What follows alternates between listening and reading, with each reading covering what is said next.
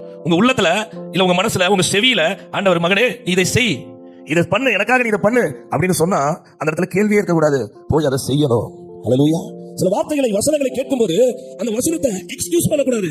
அந்த வசனம் இது ஆண்டவர் பேசினாரா பேசலையான்னு எனக்கு தெரியலையா அப்படின்னு நினைச்சு விட்டுறக்கூடாது. சில சமயம் வசனங்களை எப்படி எடுத்துக்கொள்வோம் என்றால், எனக்கு அது சாதகமா இருக்கிறதா, எனக்கு அது பாதகமா இருக்கிறதா. இப்ப சில வசனம் சொல்லுங்க, நான் உன்னை ஆசீர்வதிக்கவே ஆசீர்வதித்து பெருகவே பெருகவே, ஆமா நான் ஆசீர்வாதத்துல குறைவா இருக்கேன், அந்த வசனம் எனக்கு வேணும், அதை எடுத்துக்கிறேன். தேவனே என்கிட்ட பேசிட்டாரு, இன்னைக்கு சர்ச்சில் ஆண்டவரே என்கிட்ட பேசிட்டாரு. பாஸ்டர் அந்த சத்தியம் நீங்க சொல்லும் போது உன்னை ஆசீர்வதிக்கவே நான் ரொம்ப குறைவுல இருந்தேன், இந்த வசனத்தை கேட்ட உடனே எனக்கு பெரிய ஒரு ஆறுதலா இருந்துச்சு அப்படின்னு நிறைய பேர் சொல்லுவாங்க.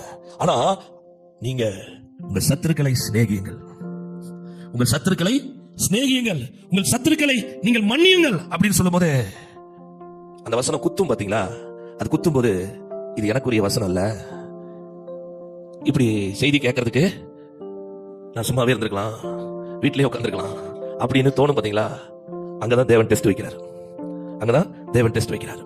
அப்போ இந்த வாலிபனுக்கு ரொம்ப ஆசை, அவனுக்கு நித்திய ஜீவனை பெறணும்னு ஆசை, எல்லா ஆசையும் இருந்து ஒரு காரியத்துல அவனால ஒரு வானத்தையும் பூமியும் படைத்த கடவுளுக்கு அவனால ஒபே பண்ண முடியல.